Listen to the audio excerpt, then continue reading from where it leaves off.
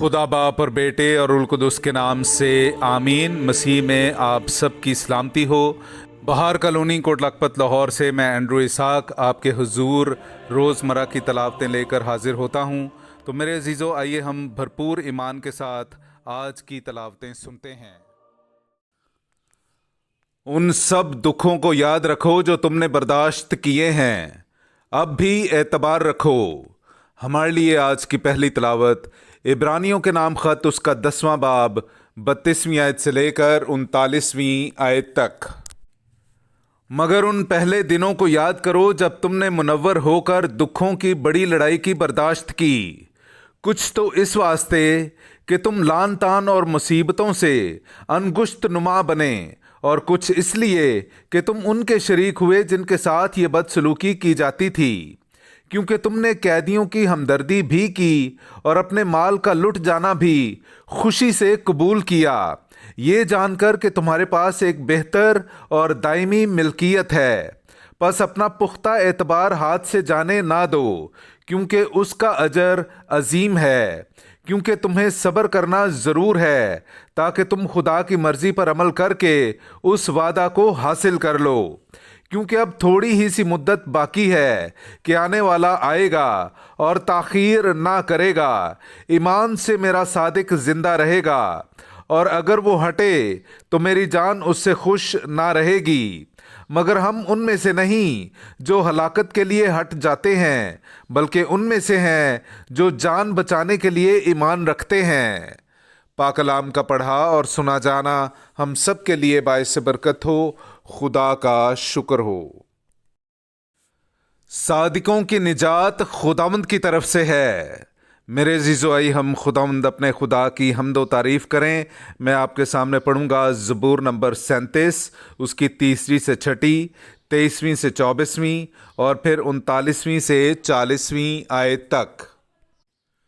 खुदावंद पर भरोसा रख और नेकी कर, ताकि तू मुल्क में आबाद और बाअमन रहे। खुदावंद में मसरूर हो और वो तेरे दिल की मुरादें पूरी करेगा। अपनी राह खुदावंद पर छोड़ दे और उस पर तवक्कुल कर, तो वही कारसाजी करेगा। वो तेरी रास्ती को फजर की तरह और तेरे हक को नीम रोज की तरह रोशन करेगा। खुदावंद ही से इंसान के कदम कायम रहते हैं, और वो उसकी राह को पसंद करता है। अगर वो ठोकर भी खाए तो ना गिरेगा, क्योंकि खुदावंद उसका हाथ पकड़े हुए है। सादिकों की निजात खुदावंद की तरफ से है। वो तंगी के वक्त उनकी जाए पनाह है। खुदावंद उनकी मदद करता और उन्हें छुड़ाता है। वो उन्हें शरीरों से छुड़ाता और उन्हें बचाता है, इसलिए कि वो उसकी पनाह लेते हैं। पाक कलाम का पढ़ा और सुना जाना हम सब के लिए बाइस बरकत हो। खुदा का शुक्र हो। नाराए हम्द। अपने कवायद के मुताबिक मेरी तरबियत कर, और मैं तेरे इजाबात पर गौर करूँगा। हालेलुया। मेरे अज़ीज़ो, आई हम आज का इंजीली इक़्तिबास सुनते हैं। इंजील मुक़द्दस बामुताबिक मुक़द्दस मरकस उसका 4था बाब 26वीं आयत से लेकर 34वीं आयत तक।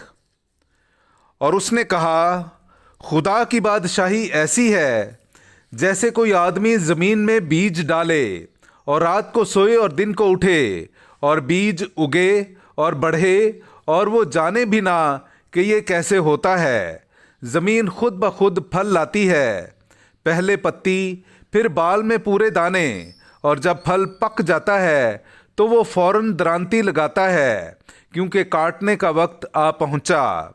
फिर उसने कहा कि हम खुदा की बादशाही को किससे तशबीह दें या किस तमसील से उसे बयान करें।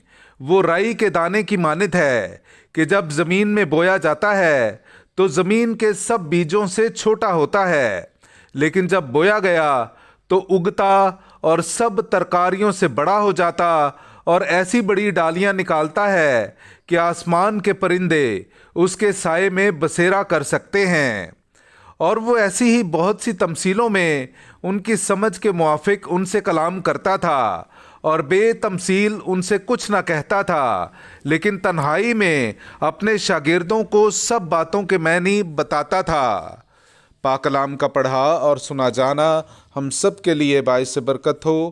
خدا کا شکر ہو۔